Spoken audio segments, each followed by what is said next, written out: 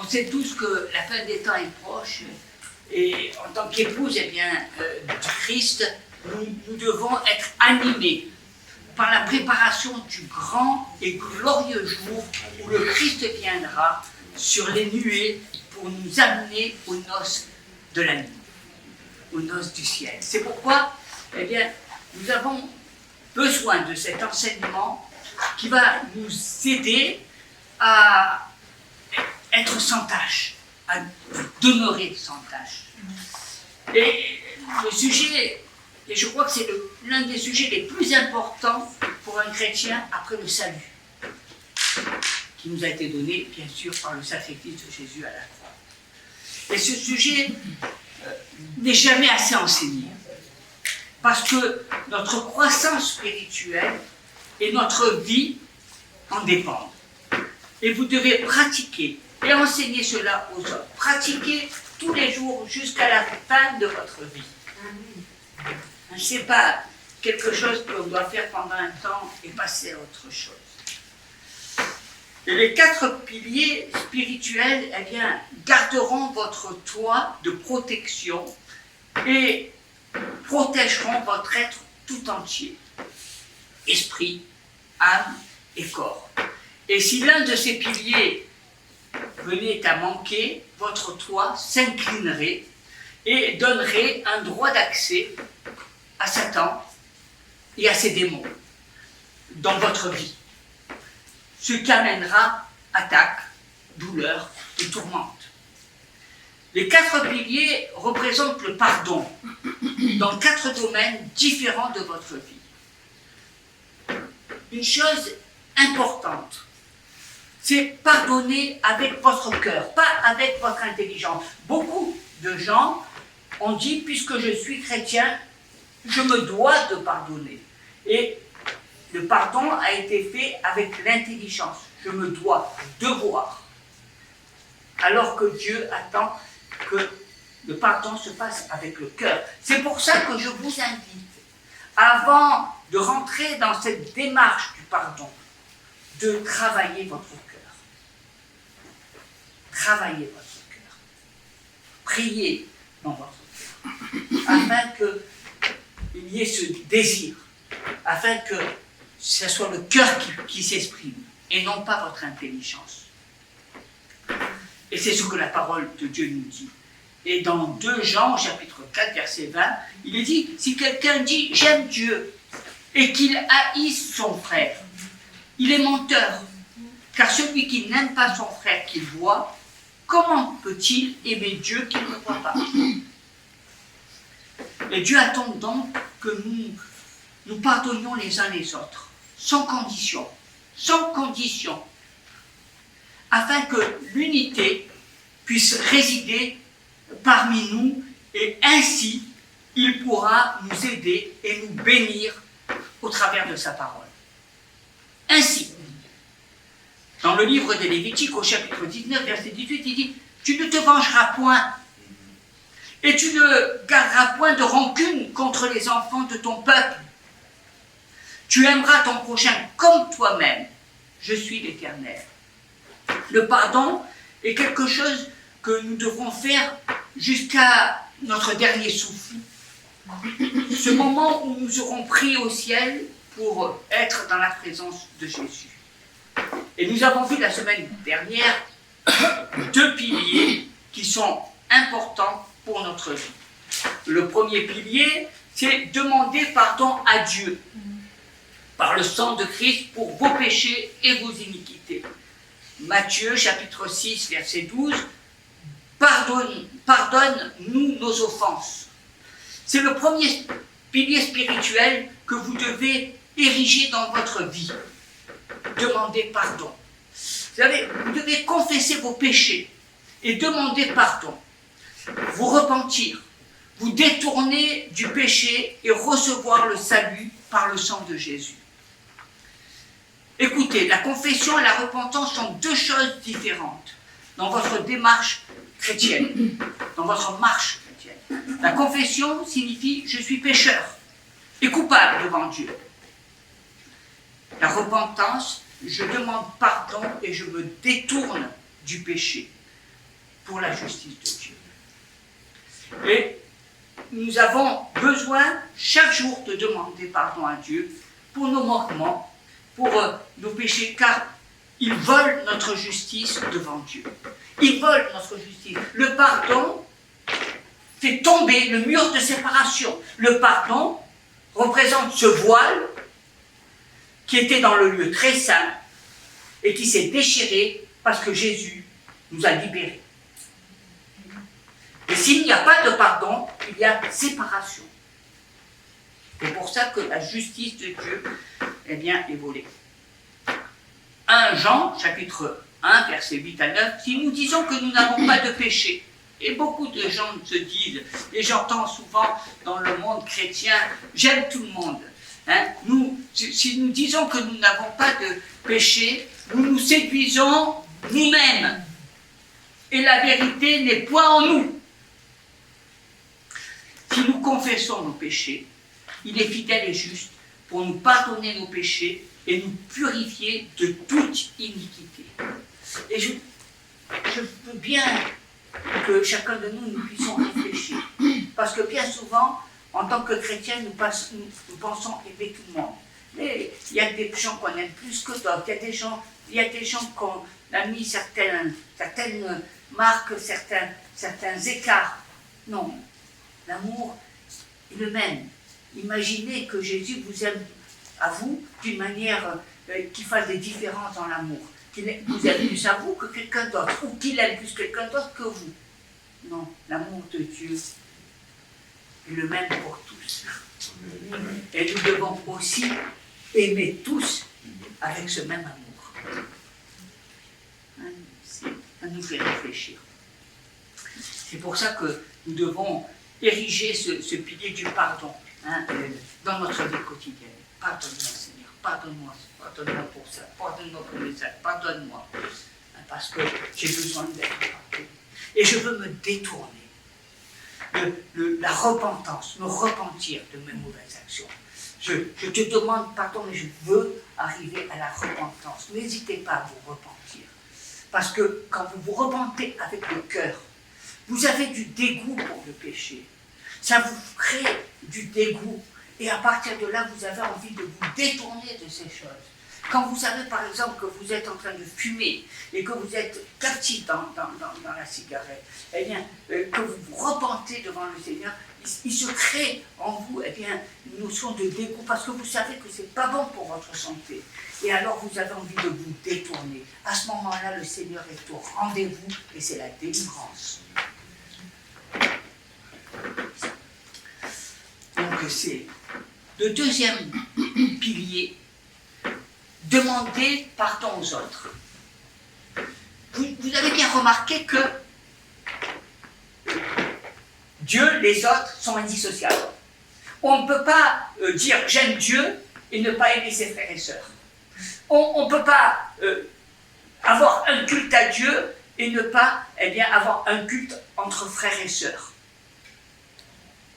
C'est pour ça qu'il dit tu aimeras Dieu, mais tu aimeras ton frère et ta sœur. Dans le Seigneur. Dans le Seigneur. Parce que nous sommes la famille de Dieu. Et Dieu cherche cette unité. Il est comme un père, il est comme une mère qui cherche à rassembler ses enfants. Et c'est très important, cette notion de demander pardon aux autres. Pardon quand on a fait du mal. Pardon par rapport à nos actions. Pardon par rapport à nos pensées. Et combien de fois nous sommes aveuglés par nos pensées. C'est incroyable comme notre cerveau, notre esprit déforme les choses. Et combien des fois nous pensons que quelqu'un pense quelque chose qui est complètement faux. On pense à la place des autres. Au lieu, c'est ce qui prouve, entre parenthèses, notre orgueil, l'orgueil de l'homme. Qui suis-je moi pour penser à la place de quelqu'un d'autre? Je devrais manifester beaucoup plus d'humilité. Parce que si j'avais de l'humilité, je ne penserais pas à la place des autres, je chercherais à savoir ce qu'ils pensent. Vous voyez, l'orgueil se place dans beaucoup d'endroits. Mais c'est important pour chacun de nous d'ériger ce pilier dans la maison spirituelle. Je dois demander pardon à tous ceux que j'ai blessés, ceux que j'ai fait du mal, à toutes ces personnes que j'ai critiquées ou menti. La Bible nous dit dans Matthieu chapitre 5, versets 23 et 24, « Si donc tu présentes ton offrande à l'autel, et que là tu te souviens que ton frère a quelque chose contre toi, laisse là ton offrande devant l'autel. Il va d'abord te réconcilier avec ton frère, puis viens présenter ton offrande. » Vous voyez l'importance. Parce que dans les églises, j'ai vu trop de faux pardons. J'ai vu trop dans l'homme, j'ai vu trop de principes intellectuels, leur intelligence se manifester, non pas le cœur. Mais Dieu est le Dieu de la simplicité, Dieu est le Dieu de l'harmonie. Il n'est pas le Dieu des cachettes, il n'est pas le Dieu, quand tu ressens quelque chose, tu parles. Il est le Dieu de la franchise, la vérité vous délivrera. Mais on vit dans un monde où les gens préfèrent jouer à cache-cache. Un monde où les gens ne se disent pas ce qu'ils pensent. Un monde où les gens se cachent des vérités, se privant de la libération. Parce que la vérité vous libère. On pense qu'il n'y a que le mensonge. Le non-dit est un péché devant Dieu. La vérité, seule, nous affranchit. Et c'est important de regarder à cela. Pourquoi? Parce que Dieu cherche l'unité, l'harmonie et l'amour entre nous. Il cherche quelque chose de fort. Vous savez, quand l'Église, et l'Église primitive, l'Église qui était dans la chambre haute, a fait attention à chercher à l'unité, à ce qu'il n'y ait rien entre les uns et les autres, à ce que nous puissions parler d'un même cœur et d'une même âme. C'est ce que la Bible nous dit dans le livre des Actes. Cette unité amène la puissance de l'Esprit Saint, amène la gloire de Dieu dans le lieu. C'est pour ça que nous devons veiller à cela. Quelquefois, souvent nous cherchons, Seigneur, fais-moi voir ta gloire. Mais la gloire de Dieu se manifeste dans l'unité du corps de Christ. Amen. Alléluia. Lorsque nous sommes du même âme, d'un même cœur, et que nous cherchons à ce que Dieu se manifeste. Et pour cela, je ne dois pas avoir de ressenti. Je ne dois pas être en désaccord ou ne pas avoir des pensées qui soient divergentes. Je dois tout mettre à plat. Parce que nous servons le même Dieu. Amen. Et parce que Dieu est un Dieu d'unité. Et c'est important. Parce que en faisant cela, je grandis spirituellement. En faisant cela, je sors de tous mes aveuglements. Combien de fois vous avez pensé mal par rapport à telle personne ou à telle personne? Combien de fois vous avez pensé que vous n'étiez pas en accord avec cette personne? Et vous avez marché pendant des années, côte à côte. Au lieu de chercher l'harmonie, vous avez cherché à marcher sur des chemins différents, alors que Dieu veut que nous marchions sur le même chemin. Vous vous faites du mal à vous-même. Vous perdez votre temps, et votre temps est précieux aux yeux de Dieu. C'est pour ça que nous devons chercher cette unité. Et maintenant, je passe bien sûr rapidement sur ces deux piliers que nous avons vus la semaine dernière, pour aller dans un pilier le troisième, qui est bien plus difficile. Bien plus difficile. C'est celui, je crois, où nous avons le plus de mal. Demander pardon à Dieu, c'est moi qui demande pardon à Dieu. Dire à un frère ou à une sœur, je crois, il y a des choses qui tournent pas rond entre nous, je vais chercher cette unité. Je pense qu'on peut faire ces efforts parce qu'on est conscient qu'on a besoin de marcher les uns avec les autres, on a besoin de sortir de notre isolement pour aller vers le frère, vers la sœur, vers cette communion fraternelle. Mais le troisième pilier, c'est vous devez pardonner. C'est moi qui dois pardonner. C'est pas Dieu qui pardonne, c'est moi qui dois pardonner. C'est moi. Hein? Et je crois que c'est un pilier très difficile. C'est vous qui devez pardonner à ceux qui ont péché contre vous, qui vous ont fait du mal, qui vous ont blessé, qui vous ont critiqué, qui vous ont rejeté, qui vous ont volé, qui vous ont maudit, qui vous ont maltraité. Pardonnez à ceux qui m'ont fait du mal.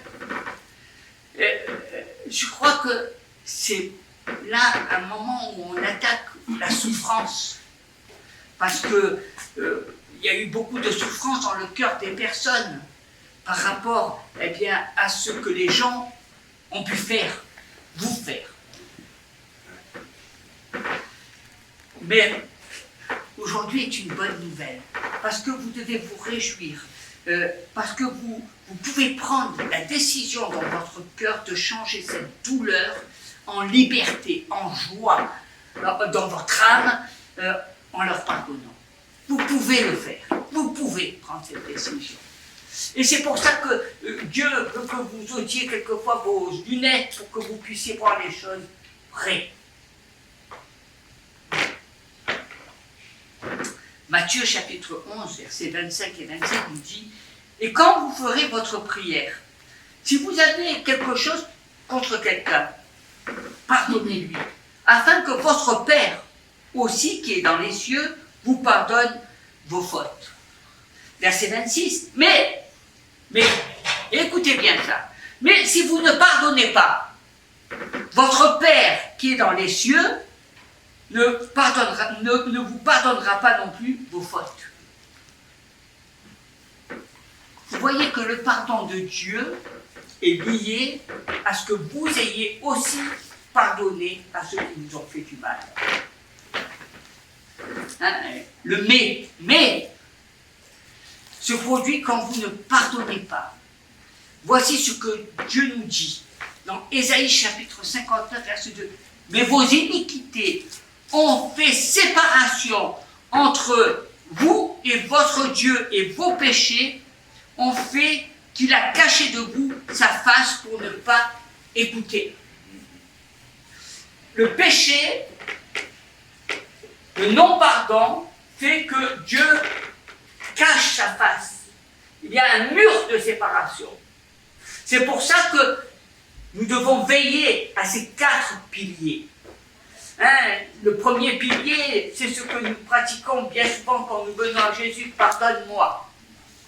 Le deuxième pilier, c'est ce que nous faisons lorsque nous sommes dans une église, dans une communauté, et qu'après avoir vécu quelques conflits, nous comprenons qu'il est important de pardonner à son frère et à sa sœur et de vivre l'amour fraternel, de rechercher l'unité de cœur, l'unité dans l'esprit.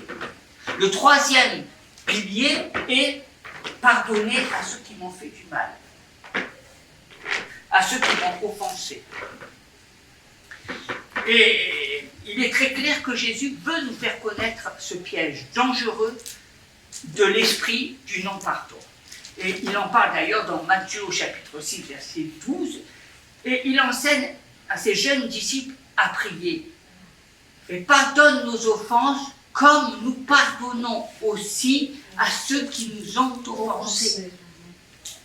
Et maintenant, regardez, dans Matthieu 6, chapitre 6, versets 14 et 15, car si vous pardonnez aux hommes leurs fautes, votre Père céleste vous pardonnera aussi à vous. Mais si vous ne pardonnez pas aux hommes leurs fautes, votre Père ne pardonnera pas non plus vos fautes. Vous voyez que la Bible est claire. Quelle est votre situation? Eh bien, face au pardon. Sans se voiler la face. Parce que je sais que bien souvent, et moi-même j'ai été témoin de ces choses dans ma vie. Hein, je pardonne, mais il y a des choses que je ne vais plus faire comme avant. Je connais les travers de cette personne. Non, pardonner, mais bien aimé, c'est effacer. Si Jésus nous avait pardonné à notre manière, nous serions tous encore des pécheurs. Mais Dieu a effacé notre faute. Il a oublié complètement. Il nous a fait confiance en pensant que nous allons devenir meilleurs et nous détourner du péché. C'est pour ça que il faut pardonner. Pardonnez-vous les gens jour après jour, comme Jésus a dit à Pierre. Vous savez qu'est-ce qu'il a dit, Jésus, dans Matthieu au chapitre 18-22, Jésus lui a dit, je ne te dis pas jusqu'à 7 fois par jour, mais jusqu'à 7 fois 77 fois. Le pardon est quelque chose qui doit faire partie de notre vie, parce qu'il est essentiel. Tu ne dois pas me coucher sans avoir pardonné. Alors, et je crois que c'est important de se rappeler de nombreuses fois par jour. C'est un rythme, c'est un style, c'est quelque chose, c'est un style de vie. Nous sommes des croyants. Nous ne sommes pas devenus croyants en un jour et nous avons repris notre vieille nature. Nous sommes des croyants qui voulons demeurer dans la nouvelle naissance. Et c'est pour ça que nous devons toujours avoir conscience de notre identité en Jésus-Christ. Et jusqu'à ce que la paix, vous savez, jusqu'à ce que vous le sentez quand vous avez pardonné, parce que vous avez la paix qui vous remplit, vous avez la tranquillité qui inonde votre cœur et votre chair, afin que cela devienne une réalité pour la guérison du Saint-Esprit. C'est important, on y reviendra pour le Saint-Esprit. Parce que c'est... Car il y a tellement de choses qui peuvent me troubler, il y a tellement de choses qui peuvent m'enlever la paix, il y a tellement de choses qui peuvent m'enlever la joie. Mais si je suis dans le pardon, Seigneur, et que je garde la paix de Dieu, alors, eh bien, c'est quelque chose qui est formidable. Alors vous allez me dire, mais vous ne savez pas qu'est-ce que cette personne, eh bien, m'a fait. Il a abusé de moi. À maintes et maintes reprises, il m'a violé, il a pris mon héritage, il m'a abandonné, rejeté pour une autre femme ou un autre homme. Mon mari me frappait et abusait quotidiennement de moi et de mes enfants. On a souillé mon nom par des calomnies et des mensonges. J'ai reçu des mots de rejet, de malédiction. Oui, il a aussi gaspillé tout notre argent en alcool et il rentre toujours ivre. Mon mari, ma femme, ne veut pas servir le Seigneur. Il se moque de moi quotidiennement. C'est souvent cela que nous disons. Tu ne me comprends pas? Mais écoutez-moi, peu importe l'ampleur de leur péché contre vous, ce qui est important et ce qui est vraiment important, c'est que si vos propres péchés sont pardonnés, alors vous serez en bonne position devant Dieu. Parce que si vous gardez les péchés contre les autres, vous ne serez pas pardonnés devant Dieu.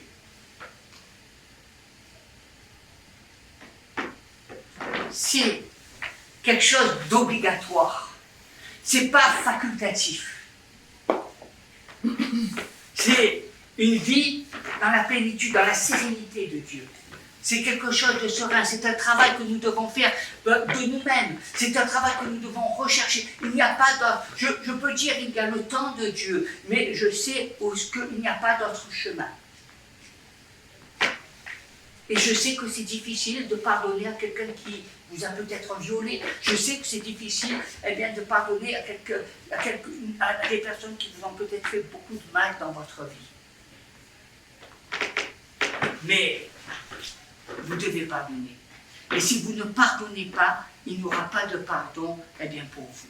Le livre d'Ésaïe au chapitre 59 nous dit que votre péché est comme un mur entre Dieu et vous, si vous n'obtenez pas son pardon. Prenez la bonne décision. Laissez tomber l'amertume. Toutes ces choses qui vous ont, tous ces raisonnements, tout ce qui vous ramène à la souffrance. Laissez tomber toute cette amertume, tout ce non-pardon. Relâchez les gens pour que vous voyez. vous soyez réellement libre. Car en ayant un non-pardon vis-à-vis d'une personne, eh bien, vous avez une chaîne avec cette personne. C'est une chaîne, une malédiction qu'il y a entre vous et elle. Et si vous ne pardonnez pas, eh bien, vous ne serez pas libre. Il y aura toujours cette chaîne qui vous unit à cela. C'est pour ça que libérez-vous, libérez-vous. Libérez-vous de votre passé, libérez-vous de ces chaînes, libérez-vous eh bien, de tout ce que vous avez senti qui vous a fait souffrir, afin d'être libre et de passer à autre chose, à un jour nouveau. Et laissez-moi vous aider. Le pardon n'est pas un sentiment ou une émotion qui peut changer à tout moment. Le pardon, souvent, lorsqu'on parle de souffrance, et de ce qu'on a vécu, on parle d'émotions. J'ai ressenti ça, on m'a fait du mal. Vous savez, Dieu n'est pas le Dieu des émotions. Vous donnez à Dieu un caractère. Il doit être sensible, il doit être émotif, mais si Dieu était tel que vous le pensiez, il serait en colère contre vous, certainement. Dieu n'est pas le Dieu des émotions, il n'est pas le Dieu des circonstances, il est éternel. Il est vrai. Alors que nous, il nous faut toujours rajouter toujours ces doses d'émotions qui nous empoisonnent la vie et qui nous empêchent de voir la vérité en face. Nos émotions nous aveuglent. Au lieu de nous faire du bien, elles nous aveuglent et nous rentrons dans une prison qui nous tient cadenassés au lieu d'être libres. Veillez à se projeter tout ce côté émotionnel qui vous empêche d'être libre et qui vous empêche de vivre pleinement votre vie en Jésus-Christ. Le pardon est une décision de l'esprit et du cœur dans la foi et l'obéissance à la parole de Dieu. Notez, hein, le pardon est une décision de l'esprit et du cœur dans la foi et l'obéissance à la parole de Dieu. Vous savez, quand on a lapidé Étienne, il ne devait certainement pas avoir un sentiment de pardon envers ses meurtriers. Mais dans la foi et l'obéissance, il a fait ce qu'il a vu quand Jésus était sur la croix. Et il a dit, puis s'étant mis à genoux, il s'écria d'une voix forte, Seigneur, ne leur impute pas ce péché. Et après avoir dit ces paroles, il s'endormit. Livre des Actes, chapitre 7, verset 60. Étienne, qu'on a lapidé, qui dit, Seigneur, ne leur impute pas ce péché. C'est dans le Nouveau Testament. N'écoutez pas vos émotions, n'écoutez pas votre chair, parce que votre chair essaiera de vous empêcher de pardonner. Votre chair, eh bien, elle vous empêchera d'oublier. Votre chair, elle ramènera toujours, eh bien, la souffrance à la première place. Et votre chair, votre chair, mais humiliez-vous dans l'obéissance à la parole de Dieu. Encore là, l'orgueil qui se déguise. L'orgueil, eh bien, prend plusieurs places. Mais je préfère quelqu'un qui, malgré la souffrance, s'humilie devant Dieu, cherchant à obéir à la parole de Dieu. Vous voyez qu'il est beaucoup plus difficile d'obéir à la parole de Dieu que d'obéir à sa chair. Tout est dans le charmeur. Oui. Il vous élèvera et le Saint-Esprit vous fortifiera. Paul nous a écrit dans Éphésiens chapitre 4, verset 32, « Soyons bons les uns envers les autres, compatissants, vous pardonnant réciproquement comme Dieu vous a pardonné en Christ. » Alors, comment cela pardonner? C'est par votre cœur. Ne jamais y repenser. Parce que quand Dieu pardonne, il pardonne. Comme Jésus le fait avec nos péchés que nous lui avons confessés. Il les jette au plus profond de la mer et il les oublie. Dans Matthieu, chapitre 18, verset 25, nous lisons l'histoire d'un homme, et vous connaissez cette parabole de cet homme qui devait à son maître une grosse somme d'argent. Imaginez 1 million d'euros. Et quand le temps du remboursement est arrivé, eh bien, il n'a pas pu payer cette dette. Alors, son maître ordonna eh bien, que lui, sa femme et ses enfants soient vendus pour rembourser eh bien, sa dette. Mais cet homme se jeta aux pieds de son maître et implora sa miséricorde en lui disant accorde-moi plus de temps pour rembourser cette dette. Le cœur de son maître a été touché et il a annulé toutes ses dettes, le libérant ainsi que toute sa famille. Vous connaissez cette parabole, hein? Mais pendant que cet homme se réjouissait de cette situation, alléluia, il était délivré. Hein, je ne sais pas, si vous deviez 1 million d'euros à quelqu'un, vous ne dormiriez pas la nuit. Imaginez que c'est un banquier, vous imaginez de suite, eh bien, on viendra vous saisir vos biens, votre maison, vous mettre. Imaginez la tourmente de cet homme qui était prisonnier, captif par rapport eh bien, à cette dette. Mais le Seigneur l'a libéré. Fini, plus de dette, plus rien. Tu es libre, tu dois rien. Tu dois plus rien. Tout ça parce que Jésus a été touché. Parce qu'il a vu votre cœur. Et cet homme, eh bien, au lieu de se réjouir de cette situation, au lieu de dire merci Seigneur, alléluia, gloire à Dieu, hein, tu as effacé toute ma dette, tu m'as libéré et je peux retrouver ainsi eh bien, toute ma liberté, je peux retrouver ma famille dans ma maison. Il rencontre sur le chemin, et vous savez, avec Dieu, il n'y a pas de hasard. Il rencontre sur le chemin eh bien, une personne qui lui devait à peine 100 euros. Depuis longtemps, il avait prêté cette somme à cet individu. Alors il s'est saisi eh bien, de la personne et puis il a réclamé le remboursement immédiat de ces 100 euros. Tu me les apporteras de suite. Vous savez, on est souvent comme ça. Hein? On ne va pas arracher la perle ou se jeter au col. On va avoir des ressentis dans notre cœur. C'est encore pire. L'argent est souvent un mal. Et cet ami, lui, a demandé plus de temps pour rembourser sa dette, mais cet homme ne voulait rien savoir. Ça fait trop de temps que je t'ai remboursé, je t'ai donné cet argent. Mais tu vas me raconter tout ce que tu veux, c'est pas mon problème, ça ne me regarde pas. Il l'a attrapé et puis il l'a amené au geôlier ou à la gendarmerie pour porter plainte contre lui et pour qu'il y ait un paiement immédiat de cette dette. Mais les intendants du maître ont vu eh bien, ce qui s'est passé. Tout est vu. Les intendants du maître, ils voient tout. Le maître, c'est Jésus. Rien n'est caché. Ils voient tout. Tu ne peux rien leur cacher. Et ils ont vu ça. Alors ils ont raconté eh bien, ce qu'ils avaient vu au maître.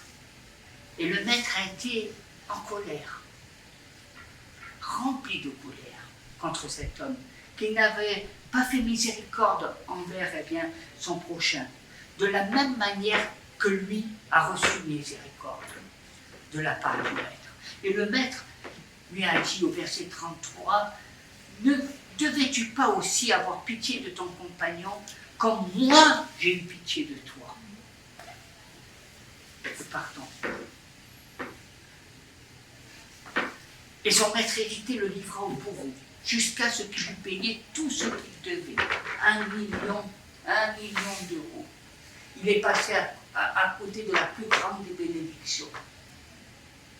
Par sa sottise, par son idiotie, par son esprit de rapace, par son esprit de droiture. Vous savez, les règles que nous mettons dans notre tête qui nous empêchent eh bien, de comprendre la grâce de Dieu, la grâce imméritée de Jésus. Et Jésus nous avertit au verset 35, « C'est ainsi que mon Père Céleste vous traitera si quelqu'un de vous ne pardonne à son frère de tout son cœur. » On est averti. Et permettez-moi de clarifier ceci.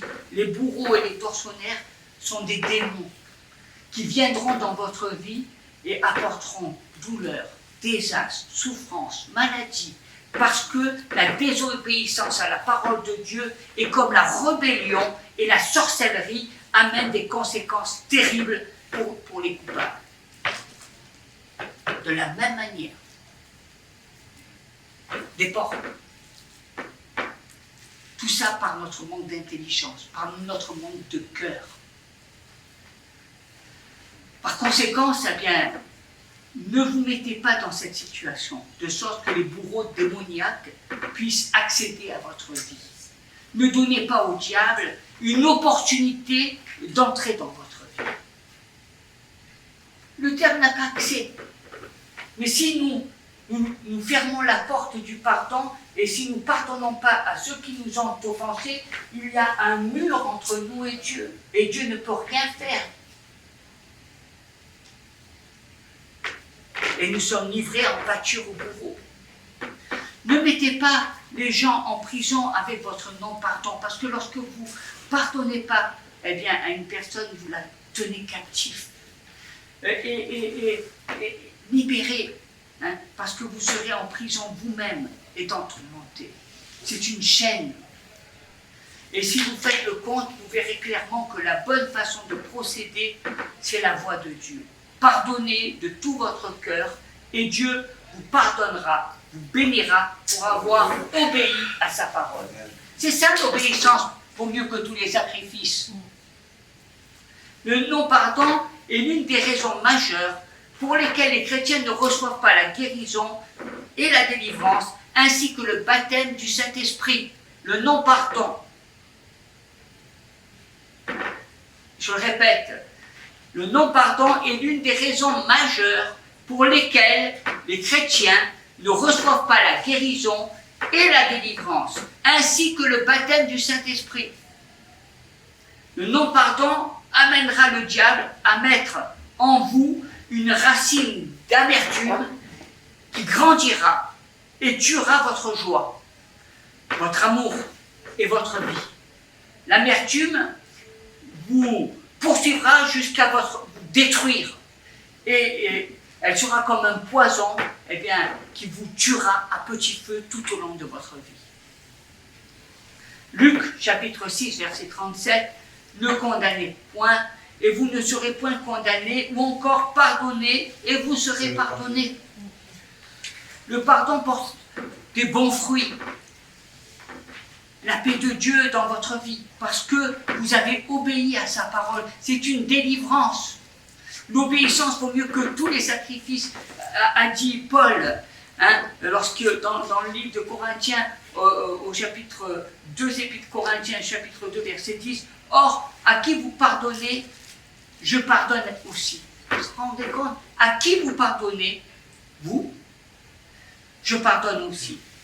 Et ce que j'ai pardonné, si j'ai pardonné quelque chose, c'est à cause de vous. C'est parce que vous avez demandé pardon. C'est pour ça que je vous pardonne.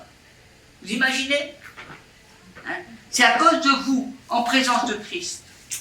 Afin de ne pas laisser à Satan l'avantage sur nous, car nous n'ignorons pas ses desseins. Deuxième épître aux Corinthiens, chapitre 2, verset 10. C'est le troisième colonne. Et je vous invite vraiment à vous mettre, à veiller à cette colonne. Pour que votre couverture, pour que votre vie demeure droite. Qu'elle ne soit pas bancale, qu'elle ne soit pas de travers. Parce que, imaginez, si les fondations ne sont pas bonnes, votre maison s'écroule. Le quatrième pilier, c'est pardonnez-vous.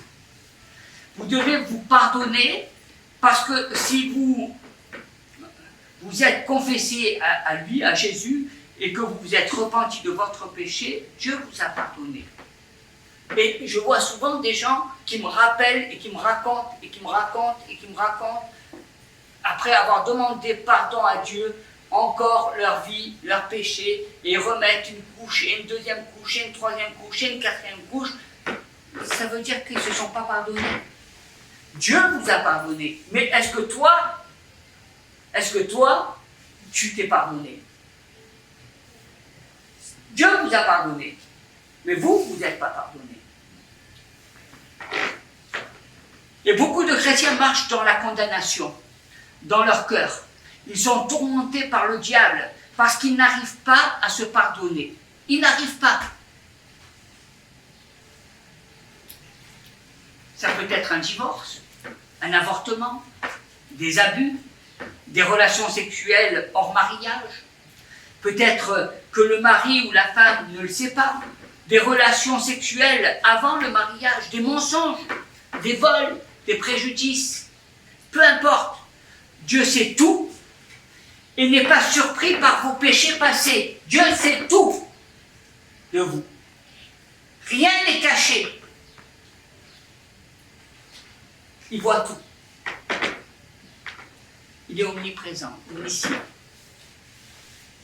Donc, si Dieu t'a pardonné, tu dois te pardonner. Amen.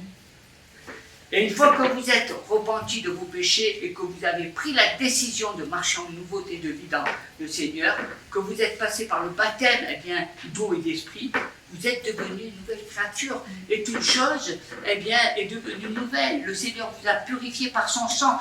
Tous vos péchés sont pardonnés et oubliés par Dieu. Retenez ce verset, c'est un verset clé.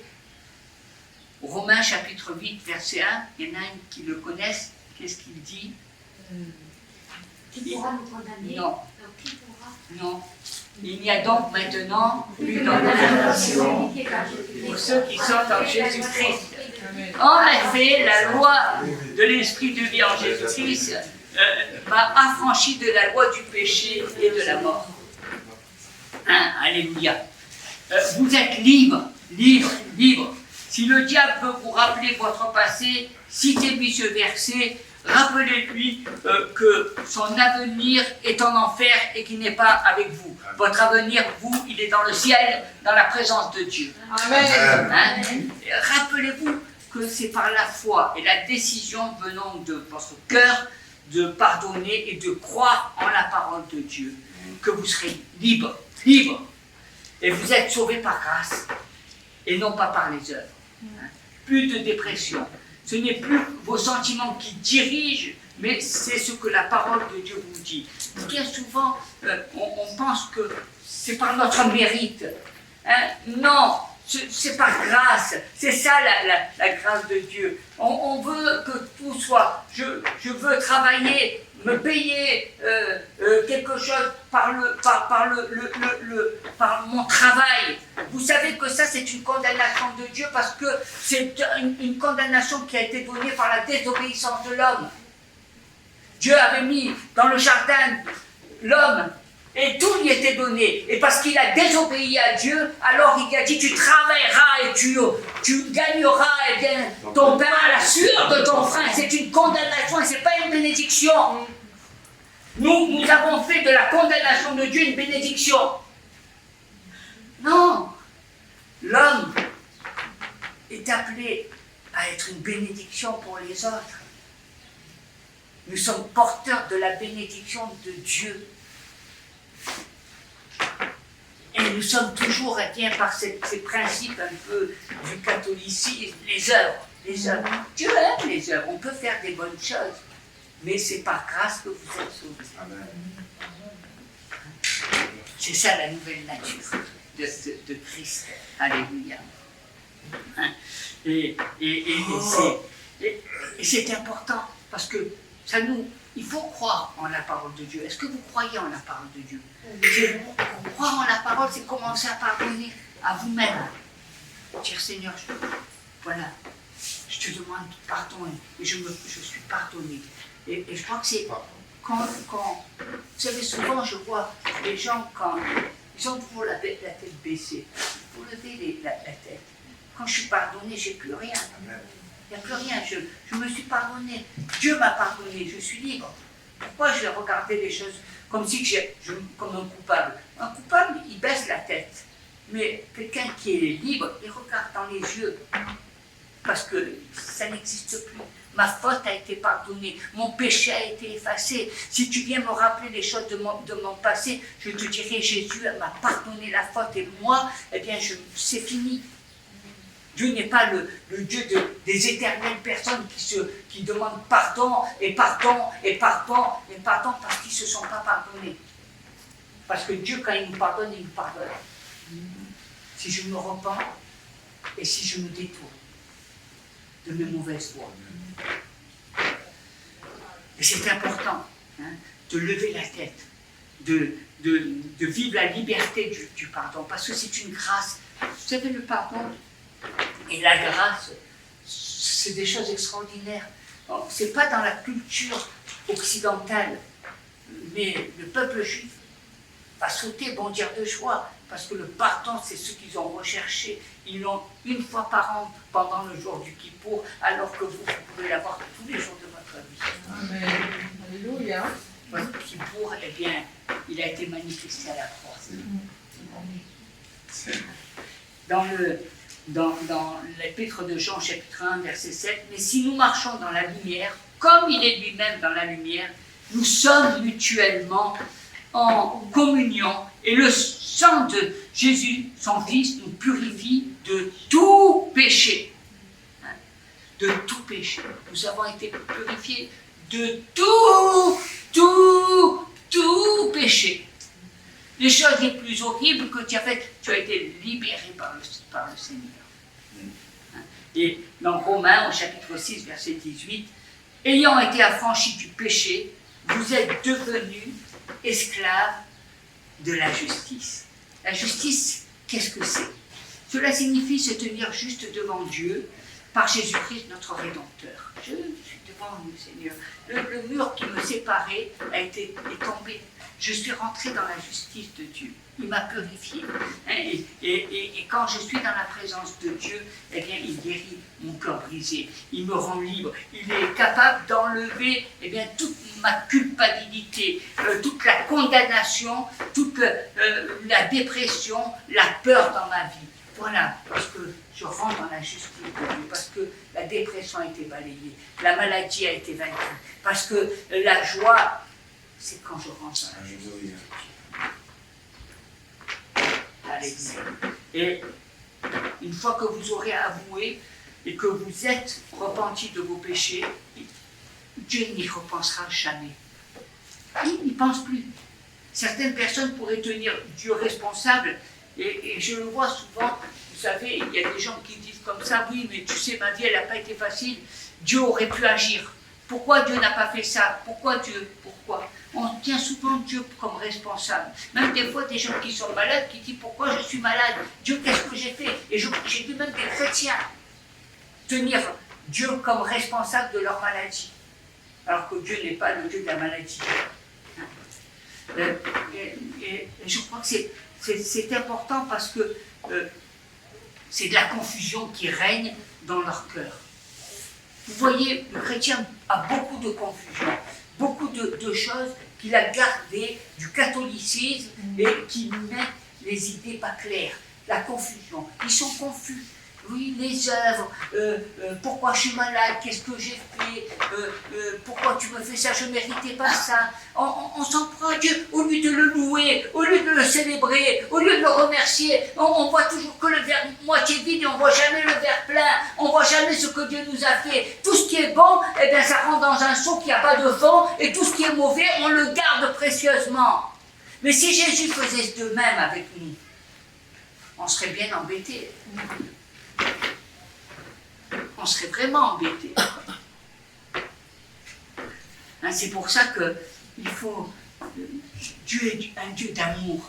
Ce n'est pas un Dieu qui nous donne la maladie. Ce n'est pas un Dieu qui amène la tourmente.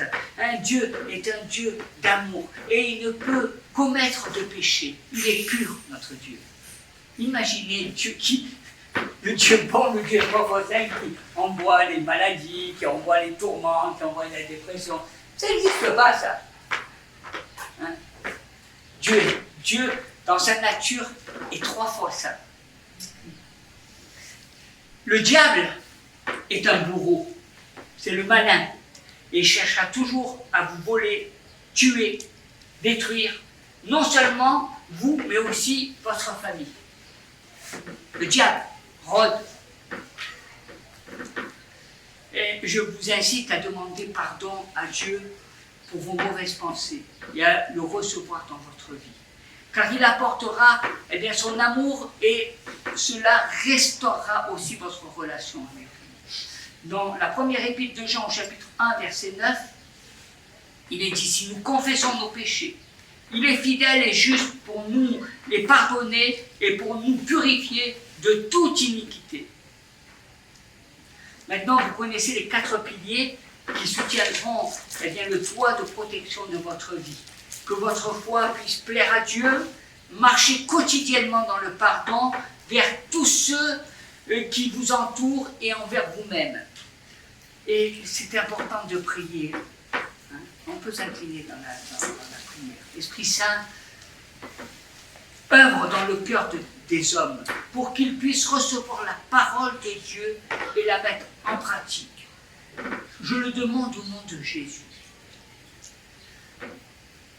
Pour ceux qui ont des difficultés avec le pilier 1, le pardon, si vous avez besoin du pardon de Jésus, c'est important, vous pouvez mettre votre main sur votre cœur, car vous avez des péchés secrets, ou que vous avez une vie remplie de péchés, ou que vous souhaitez vous réengager. Alors, vous allez faire cette prière avec moi. C'est important. Il y a des choses, des fois, où on vit dans le péché, c'est pas parce qu'on vient dans l'église qu'on est net, propre. Seigneur Jésus, je me repens de tous mes péchés. Pardonne-moi. Lave-moi avec ton sang précieux. Et purifie-moi de toute iniquité. Merci Seigneur. Je reçois mon pardon dans la foi. Amen. Amen. Pour ceux qui ont du mal à demander pardon aux autres, à leurs frères et sœurs, et demander pardon à ceux qui ont péché contre vous, confessez vos mauvaises actions envers eux et rétablissez votre relation d'amour. C'est important, Seigneur, que je puisse rétablir, que Seigneur, je puisse rétablir cette relation d'amour avec mes frères et mes sœurs. C'est le deuxième pilier. Pardonnez à ceux qui vous ont blessé et vous ont fait du mal. Parlez à Dieu avec vos paroles et on va prier pour cela. Gardez votre main sur votre cœur. Et vous allez répéter après moi. Seigneur Jésus, je veux obéir à ta parole. Je pardonne de tout mon cœur. À ceux qui m'ont blessé. Je les libère. En particulier telle ou telle personne. Vous connaissez chacun. Je les place sous ton sang. Seigneur. Et je le mettrai plus de nouveau dans mes souvenirs. Merci Seigneur. Tu me pardonnes pour le non-pardon que j'ai vécu jusqu'à maintenant. Aide-moi à marcher dans tes voies tous les jours. Amen. Et le quatrième pilier, c'est pardonnez-vous et commencez une vie victorieuse, sans dépression ni condamnation. C'est pour ça que vous devez proclamer Romains chapitre 8, verset 1, il n'y a plus de condamnation pour ceux qui sont dans Jésus. Et c'est une déclaration positive de foi. Les mensonges du diable contre vous ne peuvent rien faire contre la vérité de la parole de Dieu. On va prier et toujours garder la main sur votre cœur. Seigneur Jésus, je te remercie d'avoir pardonné tous les péchés. Et les iniquités que j'ai confessées devant toi. Confessées devant toi. Je crois que ton sang m'a purifié de tout. de tout, Seigneur. et qu'il n'y a plus de condamnation contre moi. Et qu'il n'y a plus de condamnation contre moi. Merci, tu es mon sauveur et mon Seigneur. Tu es mon sauveur et mon Seigneur. Hein, faites du pardon un style de vie et jouissez des fruits de l'obéissance de la parole de Dieu. Il est fidèle et juste, il vous bénira selon ses promesses. Les 4 piliers du pardon dans votre vie sont maintenant érigés, ce qui vous assurera un toit et une protection spirituelle de Dieu. Continuez votre chemin sur cette voie. Travaillez. Ça ne va pas se faire demain. Toute votre vie. Toute votre vie. Mais sachez que ces 4 piliers, eh bien, s'ils sont bien ancrés sur le rocher des siècles, c'est une couverture qui vous ouvrira le ciel et qui vous maintiendra pur eh bien, devant Dieu. Le livre des Romains nous dit au chapitre 15, verset 13, que le Dieu de l'espérance vous remplisse de toute joie et de toute paix dans la foi, pour que vous abondiez en espérance par la puissance du Saint-Esprit. Amen. Soyez bénis.